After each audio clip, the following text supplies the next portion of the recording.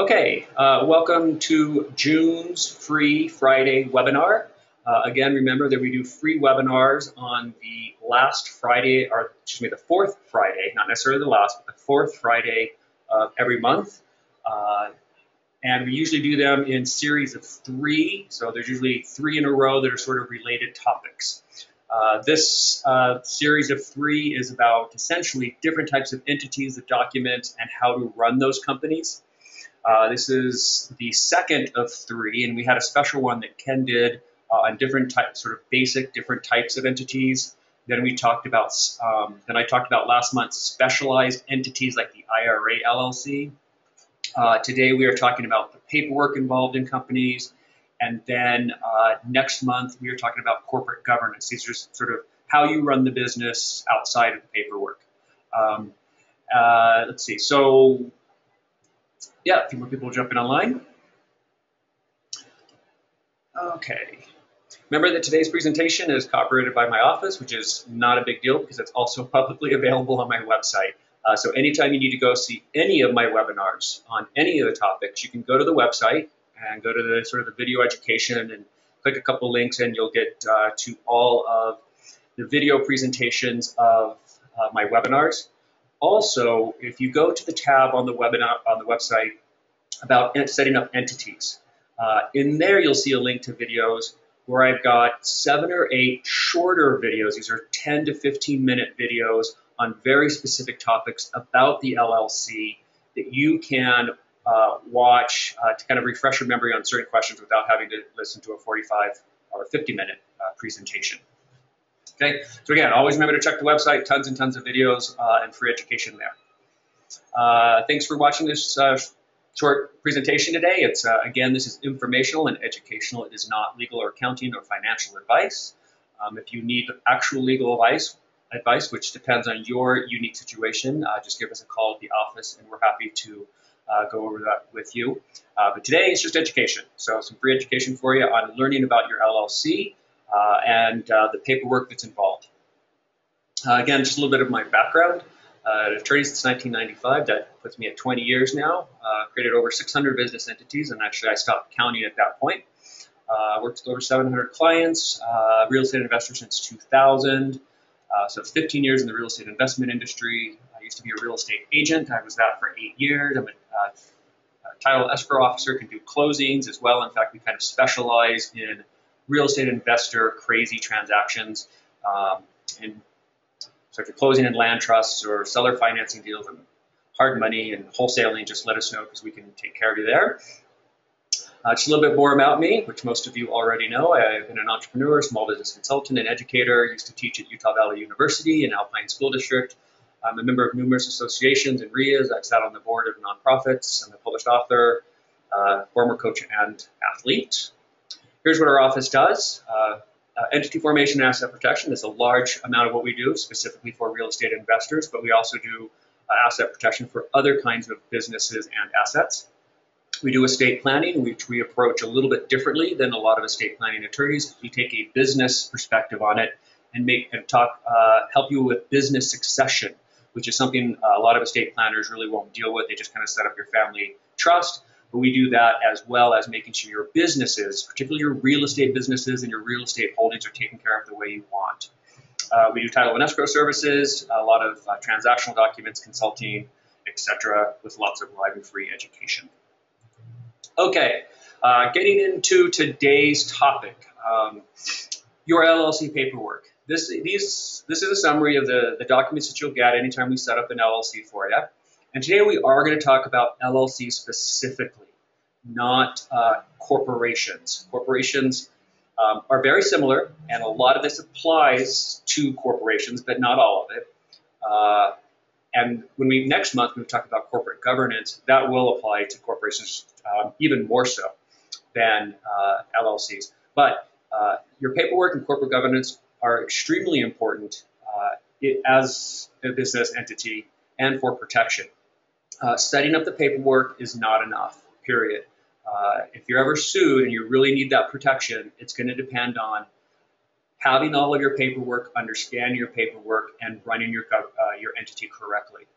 So that is why this today's webinar and next month's webinar are very, very important because that's where you really get your protection. And we really try and, many lawyers just set up LLCs and kind of send you on your way. We want to make sure that you're doing it right and that you have the information you need in case you ever need the protection. Okay, so what you'll get is a certificate of organization. If you've set up your LLC over a year and a half ago, you will actually will have what are called articles of organization.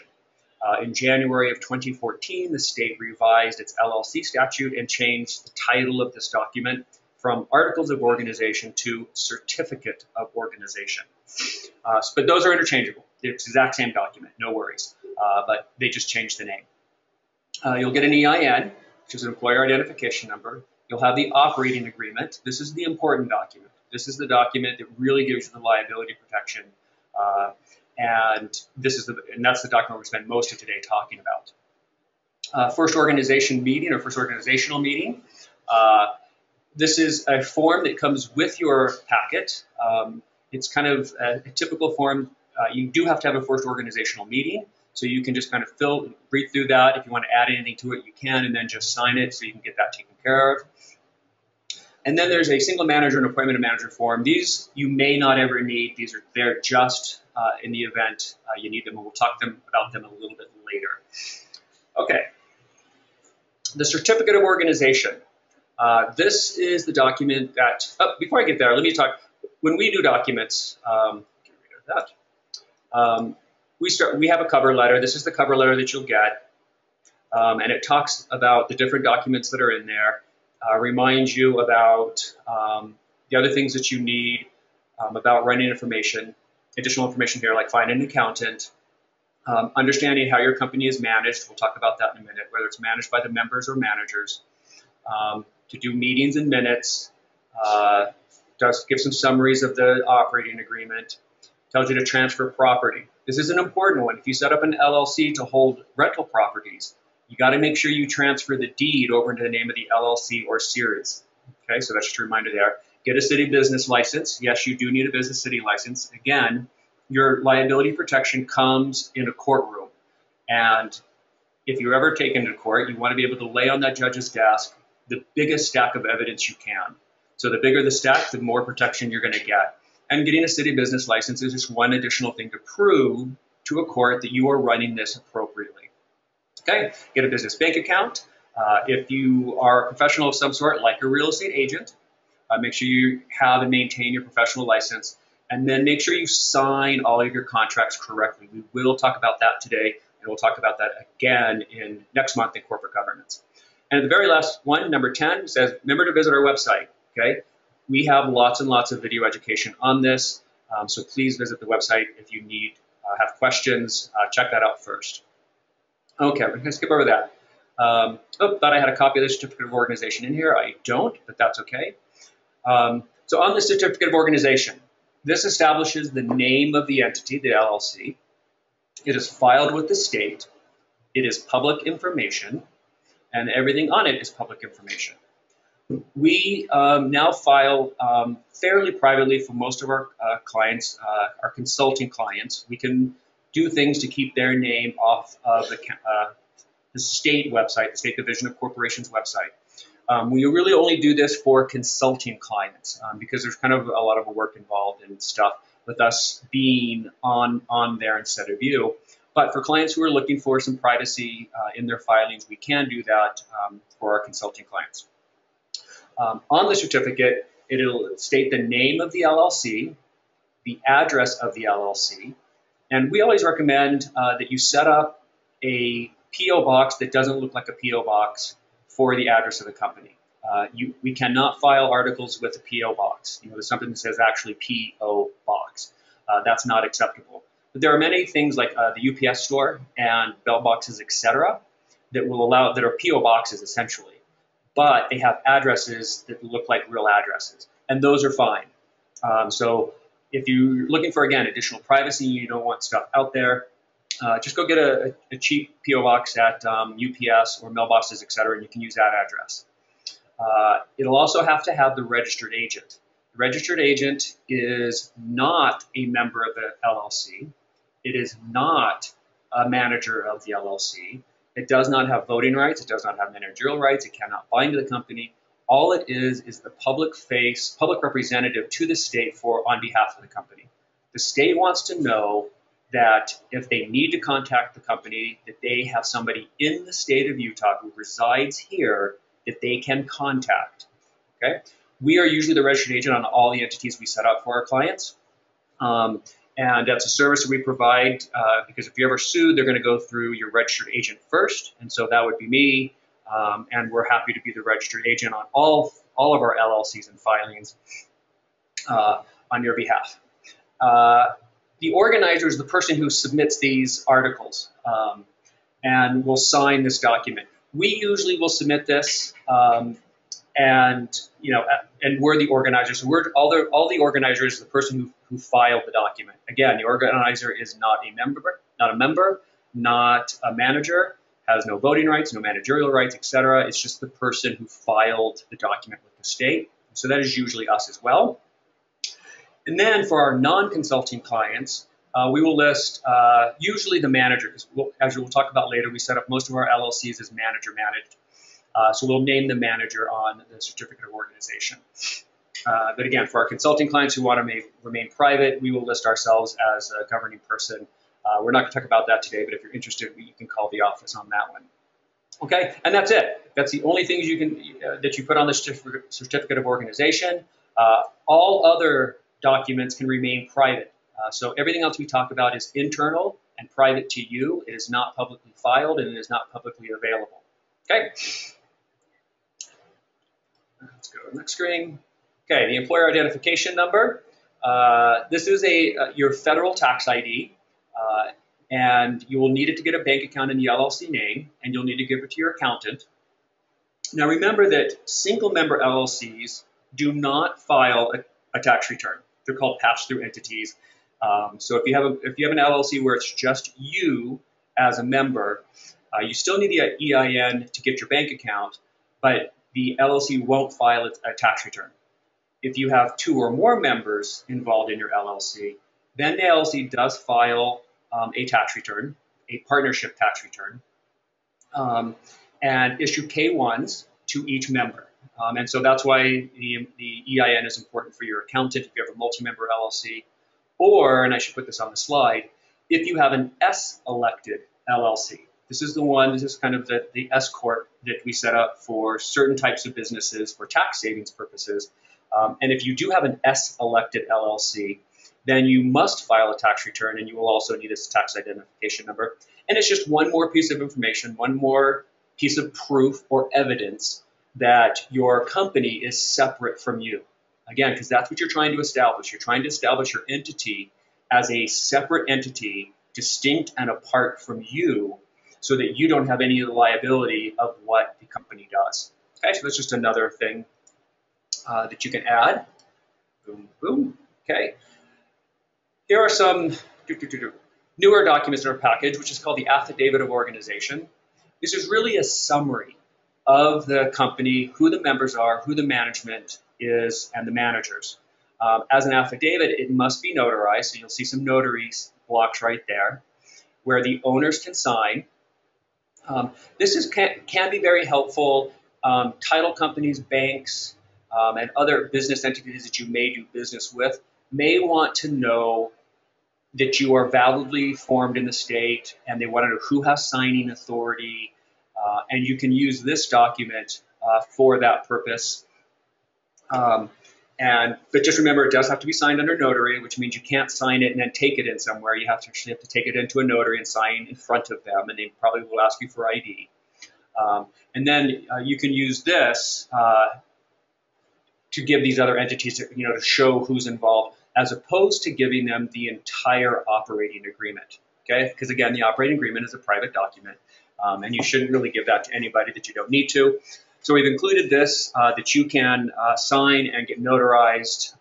It's optional, it's not required, but it's something that might make your life a little easier in dealing with other people. So that is the Affidavit of Organization. Okay, EIN. And now we'll get to the big document itself. the operating agreement. Okay, this is the true legal document establishing your company. It establishes your liability protection. It is the document that sometimes I'll call it the constitution of your LLC. So this sets up how your company is to be run, managed, taxes, distributions, etc. All of this is included in here. And it's also really, really, really beefed up with lots of liability protection because that's what my clients want. Okay? When you get this, please read the entire document. This is a legal document. You are signing it. You are bound by it. So don't rely just on my summary here of some of the major content, but actually read through it completely. And if there's a question that you have, just shoot us an email with that question. And remember, this is most important, that Article 9, it's the very last page of the operating agreement, is where you will sign. So please remember to sign on that last page. We'll see that as well. Okay, Articles 1 and 2 are general definitions and general information about the company. Just some things you'll see in there. The word capital account, that's right here, a little subsection C if you can see my cursor. It's a bookkeeping thing. It's not a separate bank account. So don't think you need to go set up a capital account at a bank. It's a bookkeeping thing, nothing more. It's for your internal thing, your internal records. And really, as long as you keep track of the finances of contributions and distributions, and we'll talk about both of those, in and out of the company, and that the members make. If it's just you, it really doesn't matter because everything in is you and everything out is you. But if you have multiple members, one member might make a contribution, both members might get distributions, and just keep track of who puts money in and takes money out, and that's really good enough. If you have a more complicated company, which we're not going to talk about today, one where there are different classes of members, there's preferred distributions, preferred rights, this sort of thing.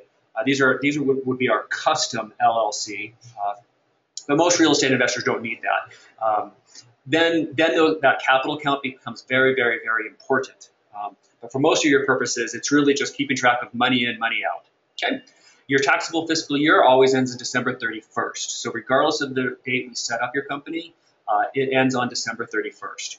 So on December 31st of every year, your books are kind of closed out, for lack of a better expression, which means your accountant will take all the income during the year, subtract off all the expenses during the year, and then come up with the bottom line. And it might be a net gain, it might be a net loss. And that net gain or net loss of the company will be allocated to the members. Okay, we'll talk about allocations in a minute, but that's the job your accountant will do. And if it's just you, everything obviously gets allocated to you. But if there's more than one member, that K1 statement that your accountant will send to each member will say what loss or what gain that each member got. And then each member will report that K1 on their personal tax return. If you are a husband and wife, and you're the two members of the LLC, your accountant may tell you that you do not need to file a tax return since you are married and you file jointly. Don't do that. I want you to still file a partnership tax return and issue K1s to each husband, to the husband, not each husband, the husband and to the wife, to the spouse. Anyways, even if your accountant says no, technically you are required to, and it's additional evidence for this charging order protection of multi-member LLCs that we really want to talk about, that we really want to maintain. I'm not going to get into that. That's a liability and protection webinar, which I have plenty of on my website. But just wanted to let you know that if you are married and filing your taxes jointly, still do a partnership tax return and issue K1s to each of you. Didn't want to get all that.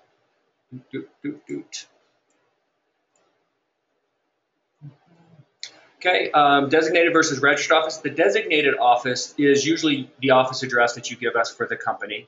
The registered office is the office of the registered agent. That's usually me. And then the foreign qualification, which is kind of in section 2, just allows you to use this LLC in other states. I know that word foreign makes you think of foreign countries. That is not the case here. In corporate law, foreign means another state, a state outside of the state that you filed your articles or your certificate of organization in. So for you guys, most of you in the state of Utah, with a Utah LLC, your domestic state is Utah. A foreign state is any other state. Okay, so this just allows you to use your LLC in other states. And if you do use your LLC in other states, you should register the LLC in that state as a foreign LLC. Okay, all right, let's go back here. It's a little hard to manipulate this when I've got two things on the screen. Okay, Article 3 defines the members. Almost every LLC we set up for clients is what we call manager managed. By law, every LLC must be either managed by the members or managed by the designated managers. There are a lot of reasons why we always set up LLCs as manager managed. Again, it's more of an asset protection topic, so we're not going to talk about it here. Just be aware that if we set up your LLC, it is going to be manager managed, unless there's some reason we don't, and we talk about that personally. But you still have members. Now, the members are the owners of the company. I know that it's nomenclature, it's verbiage. When we say member, we mean owner. So if you own this company, you are the member of it. You can be an individual, a human being, or another entity, or family trust, or land trust, or corporation, or partnership. All of these other kinds of entities can also be members of this LLC. It's one of the great things about an LLC. So just know that a member means owner and a manager means manager. The nature of interest is personal property. So in other words, everything, this is a statement, this is a protection thing. It is just to clearly state that anything owned by the LLC is the property of the LLC itself and not you as an individual. For example, rental property. If you're ever sued by a tenant, you don't want that lawsuit going after your personal property, your personal house, your personal savings account, your jewelry, your cars, right? So this is just another thing that we include to make sure that it's clearly understood that the company is separate from you. Transfer of membership. There are a number of reasons why we restrict this. So essentially, you cannot change the membership of the LLC without an amendment to this LLC. It is a protection thing. For most of our clients, it's not a big deal because you never change your membership anyways. It's you and your spouse, maybe you and a partner, and that's kind of the way you want to keep it. You can change ownership. You can move it from you to your family trust, for example, and you can add a spouse or add somebody or delete somebody. You can do that, but it takes an amendment. Okay? So if you ever need to change your ownership structure, just get in touch with us and we can do an amendment and change the ownership structure of your LLC. Okay. There's also a lot of language in this section about charging order. This is a protection thing. Again, it applies to multi-member LLCs. Unfortunately, not to single-member LLCs, but it does apply to multi-member, including husband and wife, which is one of the reasons I want a husband and wife to file to get K-1s. And it is a protection thing. So there's a lot of stuff in this section to protect the members from liability. Talks about meetings right here in section 3.9. There is an initial meeting that is required, right? And that's why you have a form in your document so that you can just sign it and get it done. It does require an annual meeting. This is also required by state law. So you do need to hold a meeting at least once a year. And if you want help holding the meetings, that's what we do with our consulting clients. We hold meetings with them. We usually recommend far more than once a year. I would say quarterly. 4 times a year, you should meet as members.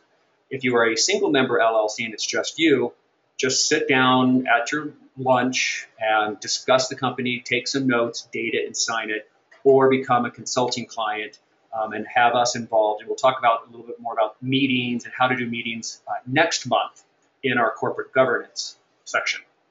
Okay, so there are meetings. Section 4, finance. Okay, let's see if we can get this slide to go. Okay, Article 4. This is the finances, contributions and distributions. This is money in and money out of your bank account. A contribution is when a member / owner puts money into the account, the LLC account, and a distribution is when the LLC makes a payment to a member or / owner. Okay, those are called contributions and distributions. You are allowed to put any contribution you want in, and you're allowed to take any money you want out. and we call them contributions and distributions. That's totally fine. Sometimes your accountant may call a distribution a draw. So kind of be aware of that. He may use that terminology. That's an accounting term, a draw, rather than distribution, but it's the same thing. Okay? And remember, that's money in, money out. That's physical green dollar bills. Okay? So that's real money that you either put in or take out. Okay? Those aren't expenses. Remember, your LLC can have expenses and pay bills. That's different. Okay? Contributions and distributions are money in, money out between the members and the LLC. Profits and losses. This is actually called allocations. And you'll see that term right here. You see my cursor, tax allocations. Okay? Tax allocations are different than cash money. Tax allocations are different than cash contributions and distributions. This is on paper. This is what your accountant does. This is the bottom line. Most of you are holding real estate, and in real estate, you can depreciate that asset. And depreciation is not green dollar bills in or out of an account. It's just something done on paper. And so on December 31st, when these books are kind of cleaned and that bottom line is determined, that bottom line is going to be different than the contributions and distributions. Okay, so that in most cases will be different. And you may not take any money out, right? You may not do any distributions, but you still may have a tax gain at the end of the year. And that tax gain has to flow to your personal tax returns, and you will pay taxes on that tax gain, even though you didn't take any cash out. Okay, so it can be a little confusing to people about like, hey, I didn't make really any money, I didn't take anything out. But if on paper there's a tax gain, you will owe taxes. If on paper there's a tax loss, and you may have taken cash out, but with depreciation and other things, you still may end up with a tax loss, whereby you actually got money out, but then you get a tax write-off on your personal tax return. Usually not the case. Usually if you're taking distributions, you're making enough money that you're not going to have a tax loss, but it is possible.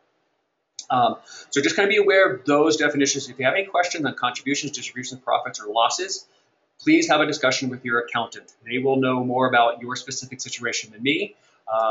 And if you have an S Corp, remember that you need to pay yourself a salary.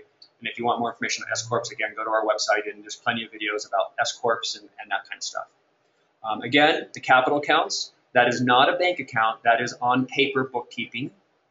And this section also talks about loans. Now, if you need to get money into the account, you can make a contribution, right? That's no problem. You can also loan the LLC money. If you loan your LLC money, it must be at arm's length, it must be in writing, and it must be at market terms. Okay, it's got to be essentially a transaction, a non-insider transaction. It has to be done as if a bank, for example, was giving the company a loan.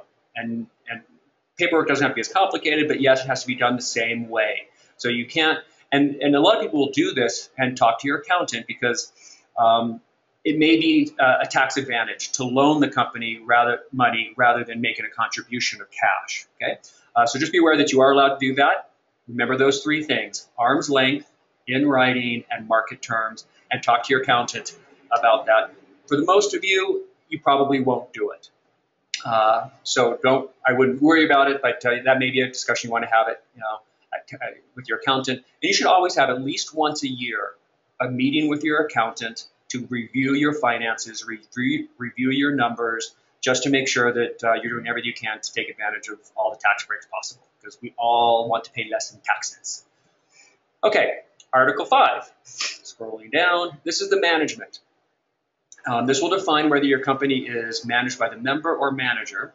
If we set it up, it's probably going to be manager managed. Okay, so just be aware of that. But if you have an LLC set up by somebody else, it might be member managed. And if you set it up yourself online, first, you don't have the operating agreement, which means you don't have the true legal document. You really don't have any asset protection. If you did set up your LLC online, just give us a call. We can create an operating agreement for you, so we can finish up that paperwork. And we actually may make changes. We may look at your certificate of organization and go, oh, dude, you did it member managed. Here's why we want it to be manager managed, and we'll make that change for you as well. Because again, in my asset protection webinars and seminars, I talked about why we use managers. So most likely your company is managed by the manager. And when we talk about signing documents in a few minutes, you'll see why you'll always sign on, really in your transactions as the manager. When you hold a meeting, remember that those meetings are in the member section of the operating agreement. So when you have your company meetings, you're actually meeting as members, as the owners of the company. Then the managers, they can meet themselves, but usually it's just one of you. So just kind of remember that. Manager can do just about anything. In fact, they can buy and sell real property because that's the way most of my clients want this done. So when you go to closing on real estate, you will sign as manager on behalf of the LLC. When you sign the repsies, sign as manager on behalf of the LLC.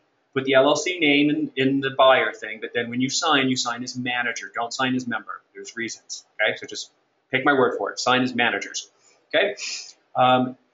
You cannot delegate. Managers by default cannot delegate that authority to anybody else except by a corporate resolution or a power of attorney. So if you're the manager of the LLC and you can't make it to a closing, you need to talk to your title company and have them do a power of attorney to somebody else so they can sign, or call us and we will do a power of attorney or a corporate resolution, naming somebody else as a temporary manager who can sign at closing. But they will need a written document about that, okay? So just remember that once you're set as the managers, that's it. If you have multiple managers, maybe there's two of you and you both wanted to be a manager, okay? Remember, by default, all managers are required to make major decisions, including buying and selling real estate. This is why we recommend that you just have a single manager. Makes your life easier. But some people want two managers, and they want to make sure, because they don't want one partner buying or selling real estate without the other, right? They want to be involved, and it's a protection thing. That's why we say all managers are required. But let's say both managers can't show up at a closing. In your set of documents, you'll have a single manager authorization. I mentioned at the beginning. This is a document you can use, and you're going to sign it as the members. So this is going to be a document signed by the members and the new manager stating, hey, this guy's the manager, these guys are the manager, one of them can't be at closing, therefore this single manager is authorized to sign alone on this particular transaction, okay? That's why that document is included only in the event you have multiple managers and both or all managers can't end up at a closing. So then you have a single manager authorization, okay? So that is managers. I need to be able to, there we go, okay? So scroll through. Now we do want to talk a little bit about, remember that managers can do just about anything. Some things they cannot do, here back, are in sections 5.6 and 5.8. And 5.6 is this limitation on powers. These are things, essentially, the managers can't do anything to really screw the company. That's really what section 5.6 is about. So in other words, can't enter into any agreement, contract, or commitment which would increase a member's personal liability. So again, this is protection thing that just doesn't allow managers to do something to hurt the company. And in 5.8, these are major things of the company. They're listed here. One, a merger or conversion into another entity, the transfer of the company interest to a third party, the filing of bankruptcy, admitting new members, or transferring membership interest, or appointing or removing a manager. Those things the members do, not the manager. So if you need to do any of these things, you'll do it as the member. But the day-to-day stuff, the signing lease agreements and closing documents and hiring contractors, that's all done by the manager. Okay. Article 6 is record keeping. It's pretty straightforward. It just kind of tells you really that you need to keep all these records, and you really should. Most of we do when we set up LLCs for you, we send everything to you in a binder. Please use this as your corporate binder and keep everything in there. You can keep the minutes from your meetings in there. You can keep receipts in there. You can keep copies of contracts in there. Everything you ever do with the company, just keep in that binder, and then you got everything in one place. Okay, there's a list of stuff right there. Again, the counting year is the end of the year, so December 31st. We very rarely have a need to make a fiscal year different than the calendar year. Article 7, dissolution. What happens in dissolution? If you ever want to dissolve your company, contact our office, and we will file articles of dissolution, which is actually number 1 right here, the unanimous vote of the members to dissolve the company. Okay, but there are other things that can dissolve the company. If the company is sued and a court dissolves you, if you don't renew your company every year, this is one of the reasons why we're the registered agent for most of our clients, is because the registered agent gets the reminders and the document to renew, and so we take care of renewals on behalf of our client. If you're the registered agent and you forget to renew, your company will be administratively dissolved and you will lose your liability protection. So be aware of that, etc. And that's just, again, more general provisions that you should, again, read through, but not that we'll talk about specifically. Here is the final page, the signature page. This is where you will, all the owners will sign it with their percentage interest, and then the managers will sign below. Okay. This is also a document that you may need to take into banks or title companies to show who has ownership and who has signing authority. Okay. Beyond that is, again, here's your minutes of your first organizational meeting that you can sign as, one of the members can sign on behalf of the company. Here is the resolution for a single manager authorization.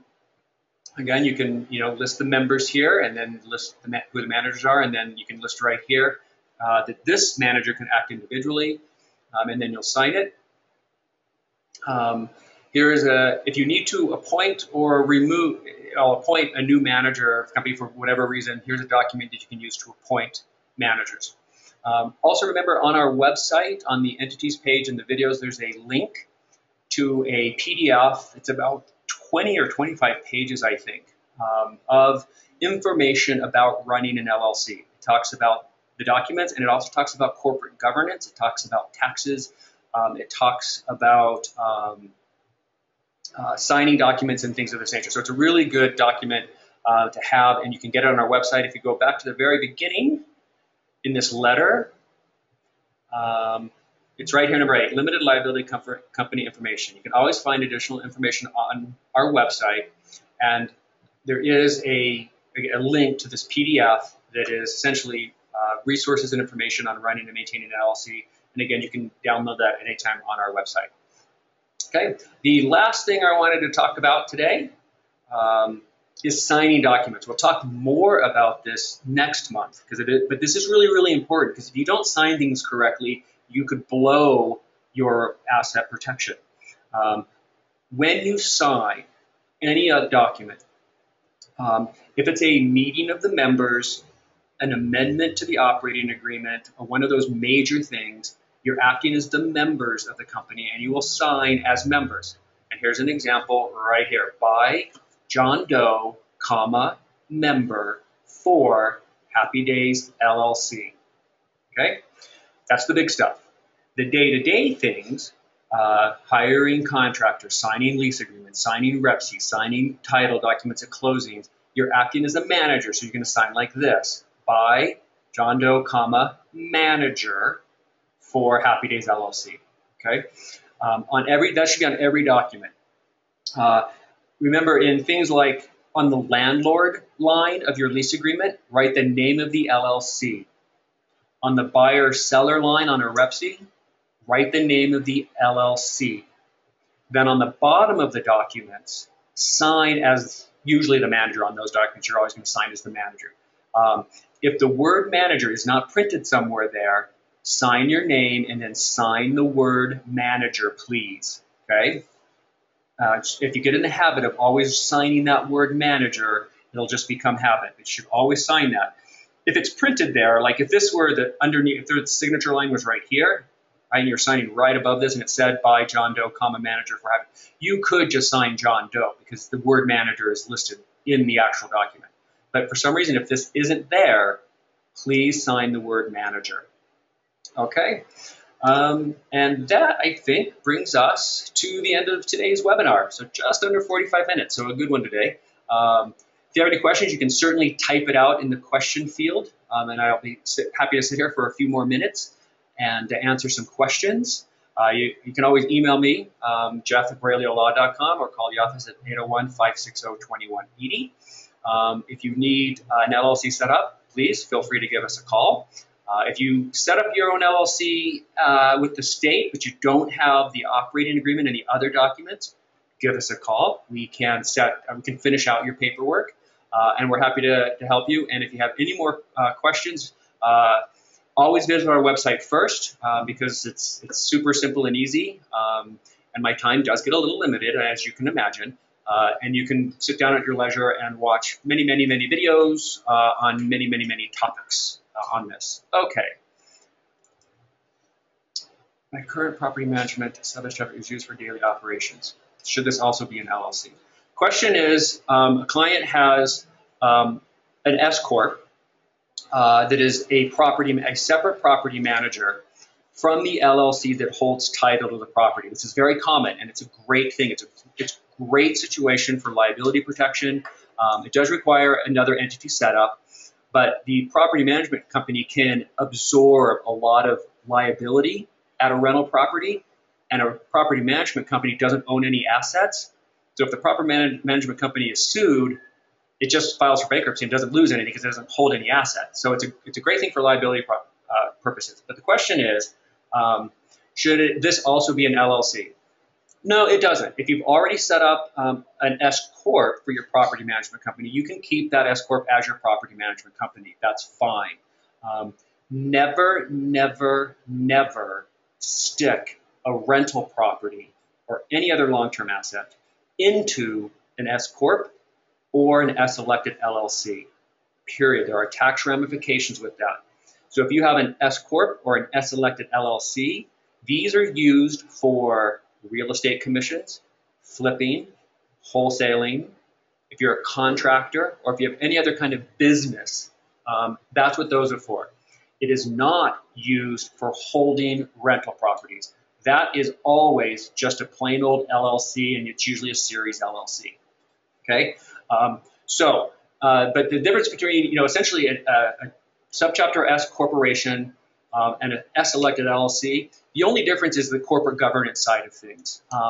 LLCs are a little bit easier to run. They're a little bit more flexible in how they're structured, but they're taxed exactly the same way. So most clients that already have an S Corp set up, I just leave the S Corp in place. You don't need to convert it to an LLC for most purposes. So the answer to that question is you're fine leaving it the way it is. Okay. Any other questions?